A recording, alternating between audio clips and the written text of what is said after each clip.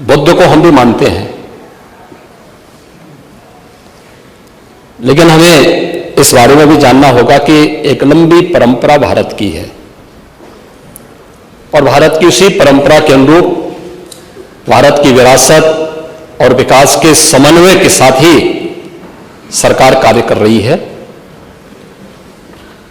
मैं प्रदेश के प्रशासन या अपने स्तर पर प्रदेश के जिस सांप्रदायिक माहौल की आप चर्चा कर रहे हैं, आप सभी माननीय सदस्यों ने जिन मुद्दों को रखा है, मैं उस पर बहुत वो नहीं कहूंगा, क्योंकि एनसीआरबी के जो आंकड़े हैं वे इस बात को बताते हैं कि 2017 से लेकर के लगातार अब तक प्रदेश में सांप्रदायिक दंगों की जो स्थिति है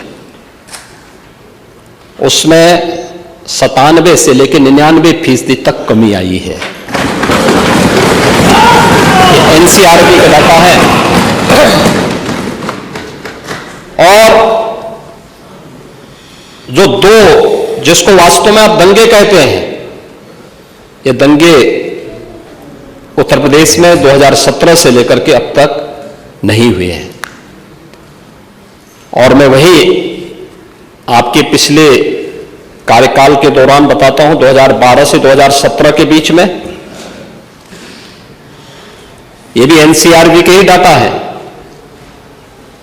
प्रदेश में 815 सांप्रदायिक दंगे हुए और 192 लोगों की मौत उसमें हुई है।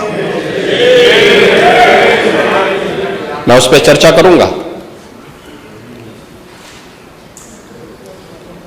उससे पहले भी 2007 से 2011 के बीच 616 ऐसे सांप्रदायिक घटनाएं हुई हैं जिनमें 121 लोगों की मौत हुई थी।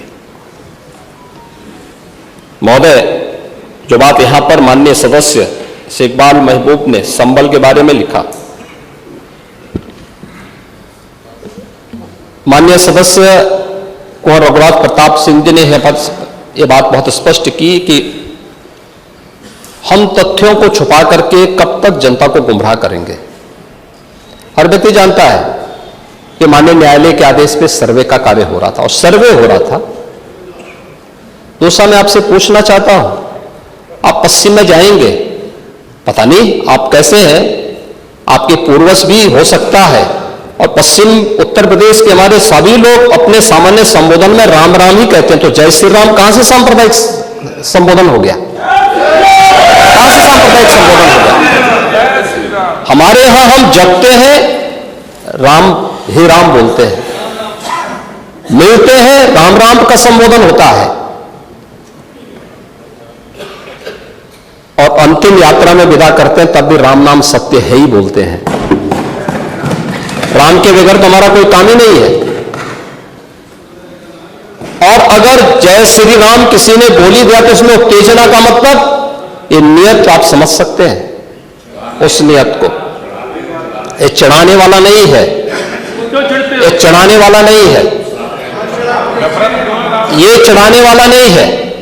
एक दूसरा, आपने कुंदरकी की जीत को वोट की लूट बताया। आप एक सदस्य का अपमान कर रहे हैं। आपके सदस्य की तो जमानत जब्त हो गई वहां पे। और क्या ये सच नहीं है? इस समय तो आज डिजिटल मीडिया का है, वहां का पठान, वहां का शेख सब कह रहे साहब हमारे पूर्वज तो हिंदू थे और आप भी, आपके पूर्वज भी हिंदू थे। क्या ये सच नहीं है?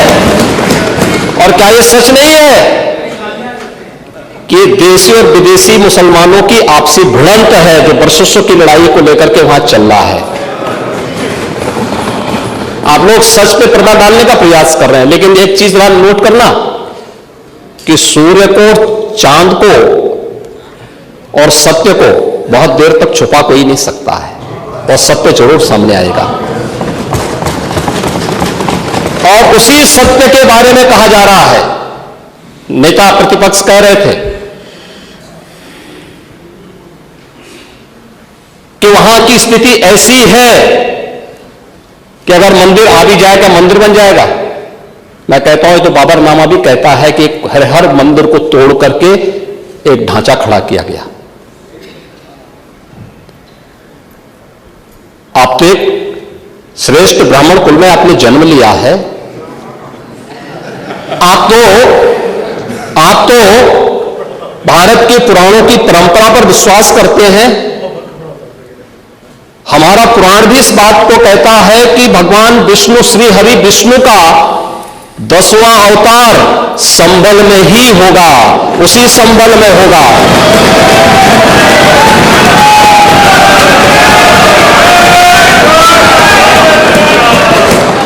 और यह तो केवल सर्वे की बात थी। माननीय न्यायालय के आदेश पर जिलाधिकारी का मतलब जिले का एडमिनिस्ट्रेटिव हेड, पुलिस अधीक्षक उस जिले की पुलिस फोर्स का मुखिया है। इनका दायित्व है कि शांतिपूर्ण तरीके से किसी सर्वे के कार्यक्रम को वहां पे संपन्न करना, माननीय न्यायालय के आदेश को अक्षरशः अनुपालन करना। और सर्वे 19 नवंबर को भी हुआ, 21 नवंबर को भी हुआ, 24 नवंबर को भी इस सर्वे का कार्य चल रहा था। क्या यह संभव है? नहीं, 21 को संपन्न नहीं हुआ था। ये लगातार सर्वे का काम चल रहा था। और सर्वे के कार्य के दौरान पहले 2 दिन कोई भी शांति भंग नहीं हुई। तीसरे दिन जब 23 नवंबर को जुमे की नमाज के पहले और जुमे की नमाज के दौरान जिस प्रकार की तकरीरें दी गई, उन तकरीरों के बाद माहौल खराब हुआ। और फिर उसके बाद जिस प्रकार की स्थितियां की गई थी वो सबके सामने है। और इसलिए मैं कह रहा हूं, हमारी सरकार ने तो पहले ही कहा कि हम जुडिशियल कमीशन बनाएंगे। ये एक्ट के अंतर्गत ही कमीशन बना हुआ है। माननीय सदन में उसकी रिपोर्ट भी आएगी। दूध का दूध और पानी का पानी सबके सामने आएगा। मैं केवल एक बात कहना चाहता हूं कि अगर संभल के बारे में हम जब बात करते हैं महोदय, एक लंबा सिलसिला है इस संभल का। और अगर मैं संभल की जब चर्चा करता हूं तो संभल में कैसे माहौल खराब किया गया वहां पे।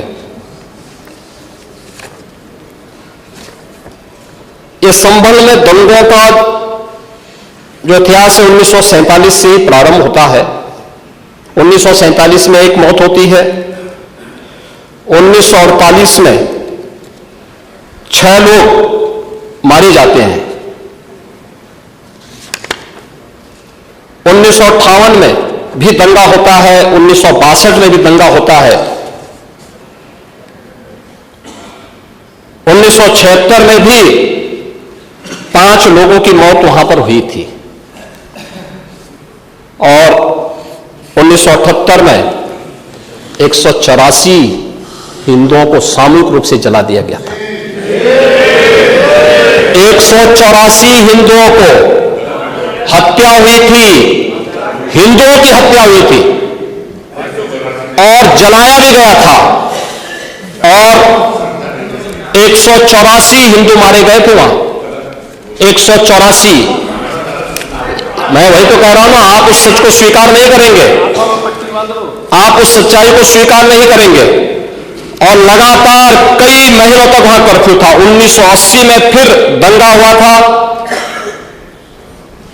एक मृत्यु हुई। 1982 में फिर दंगा हुआ, एक मृत्यु हुई। 1986 में 4 लोग मारे गए। और 1990 फिर 1992 में 5 मौतें हुई। 1996 में 2 मौतें हुई। ये लगातार इस सिलसिला चलता रहा। 1947 से लेकर के अब तक 209 हिंदुओं की निर्मम हत्या वहां हुई है संभल के अंदर। 209 हिंदुओं की। और एक भी बार एक भी बार किसी ने उन निर्दोष हिंदुओं के लिए कभी दो शब्द नहीं कहे, उनके प्रति, उन परिवारों के प्रति संवेदना के शब्द नहीं कहे। महोदय, जो आज घड़ियाली आंसू बहा रहे हैं, ये लोग कभी भी उन निर्दोष हिंदुओं के बारे में कभी दो शब्द नहीं कहे। वहां पर 1978 में जो दंगा हुआ था, महोदय, किस प्रकार की स्थिति थी। एक वैश्य जिसने सबको उधार दे रखा था पैसा, और उस बात को मानता था कि साहब मैं तो सबको पैसा देता हूं, मेरे यहां तो सब व्यवसाय के साथ जुड़े हुए हैं। अगल बगल के हिंदू दंगा होने के बाद उनके घर में इकट्ठे होते हैं। इकट्ठा होने के बाद उनको घेर लिया जाता है। घेरने के बाद वो बोलते हैं, भाई आप हमें क्यों घेर रहे हैं? कहा जाता नहीं, क्योंकि तुम इन हाथों से पैसा मांगोगे, इसलिए उनके हाथ काटे जाते हैं, फिर उनके पैर काटे जाते हैं, और फिर उनका गला रेंच करके हत्या होती है। ये लोग सौहार्द की बात करते हैं, शर्म नहीं आती इन लोगों को सौहार्द के बारे में चर्चा करने की। 1978 से जो मंदिर आज निकल रहा है, 1978 से इन लोगों ने कभी खोलने नहीं दिया उस मंदिर को, जो आज बजरंगबली का मंदिर निकल रहा है, जो वहां पर आज 22 कुएं किसने बंद किए थे? इन 22 कुओं को भी वहां पे बंद किया गया, और वहां का माहौल इतना तनावपूर्ण किसने बनाया था? ये पत्थरबाज कौन थे? एक भी गिरफ्तारी बिना साक्ष्य की नहीं हो रही है। और याद रखना, जिसने पत्थरबाजी की होगी, जिसने माहौल खराब किया होगा, उसमें एक भी बचने वाला भी नहीं है, एक भी नहीं बचेगा। हम माननीय उच्चतम न्यायालय के आदेश का पालन करते हैं, सम्मान भी करते हैं। और क्या संविधान को आप मान रहे हैं? क्या आप लोग संविधान के प्रति सचमुच वचनबद्ध हैं? मैं तो धन्यवाद दूंगा माननीय अध्यक्ष जी को इस बात के लिए कि आज उन्होंने संविधान की मूल प्रति यहां पर दी है। बाबा साहब भीमराव अंबेडकर जी ने 26 नवंबर 2049 को जिस संविधान को बनाकर के देश को सौंपा था, उस मूल संविधान की प्रस्तावना को एक बार पढ़िए। मौलिक कर्तव्यों के बारे में, मौलिक अधिकारों के अध्याय के चित्र को देखिए, अलग अलग उन आर्टिकल के उस पृष्ठों का अवलोकन करिए, आपको उसमें राम भी नजर आएंगे, कृष्ण भी नजर आएंगे, लंका दहन के उपरांत बजरंगबली भी नजर आएंगे, ज्ञान का उपदेश देने वाले बुद्ध भी नजर आएंगे। भारत की समृद्ध परंपरा का दर्शन आपको उस संविधान में मिलेगा जो बाबा साहब भीमराव अंबेडकर ने दिया था। लेकिन उस मूल संविधान में कहीं भी धर्मनिरपेक्ष या पंथ निरपेक्ष या फिर समाजवाद शब्द नहीं है, और ये आप सबकी आंखों को खोलने वाला होना चाहिए। आप लोग संविधान में बदलाव की बात करते हैं। जिन लोगों ने संविधान का गला घोटा, उनका पिछलग्गो बन करके केवल सत्ता हथियाना चाहते हैं, जनता की आंखों में धूल झोंकना चाहते हैं। ये नहीं हो सकता, ये देश आपको नहीं करने देगा। और वह कृति आपको दी गई है, आप उसका अवलोकन करिए। और मैं नेता विरोधी दल को इसलिए बोलना चाहता हूं, बुद्ध ने करुणा और मैत्री का संदेश उस कालखंड में दिया था जब विदेशी हमले होने शुरू हो गए थे। लेकिन उससे पहले राम ने कहा था, निस्सरहीन करो मही भुज उठाए प्रण कीन। उससे पहले भगवान कृष्ण ने भी कहा था, परित्राणाय साधूनाम विनाशाय च दुष्कृताम। और हम तो राम और कृष्ण को ही मानते हैं, बुद्ध पर विश्वास करते हैं, उन्हीं को आदर्श मान करके हम लोग कार्य करते हैं। शासन पद्धति एक भी इंच इधर उधर नहीं करते उसके बगैर। और इसीलिए मैं आपसे कहने के लिए आया हूं, संभल की घटना या कुंदरकी की जीत, जैसे ही आपके खटाखट की असलियत सामने आई, जनता ने कहा सपाचट। उपचुनाव में 9 में से 7 तो भारतीय जनता पार्टी और एनडीए गठबंधन जीता है। और यही नहीं, सीसामऊ और करहल, याद करिए 2022 में समाजवादी पार्टी ने करहल में 70,000 से लगभग 67,000 से जीती थी। इस बार वह मात्र 13-14,000 तक आ गई है। और भी चच्चू थोड़ा वहां पे कृपा कर लिए, नहीं तो वहां भी सपाचट तय था। अगली बार होगा, अगली बार होगा चच्चू। अरे आप अंता मत देख लेना, अगली बार कुछ नहीं रहे, बहुत ज्यादा रहे।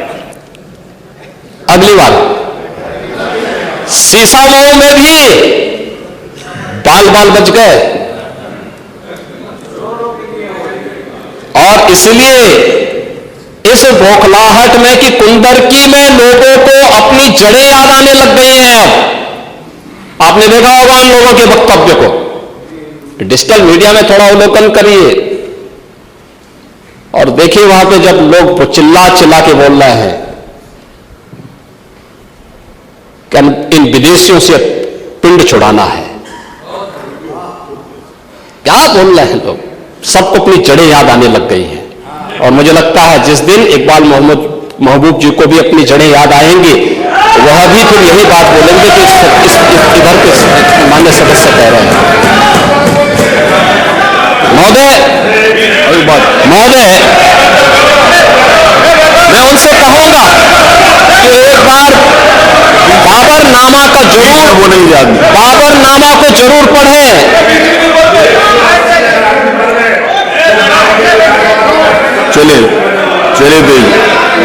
चलिए वो जो बात की बाबरनामा को जरूर एक बार पढ़ें आप। मंत्री जी बोलना प्लीज बैठे। चलो आप दे देना जब अवसर हो। बाबरनामा को एक बार पढ़ें आप बैठे। महोदय, संभल की घटना के साथ ही मैं प्रदेश के अंदर अलग अलग समय में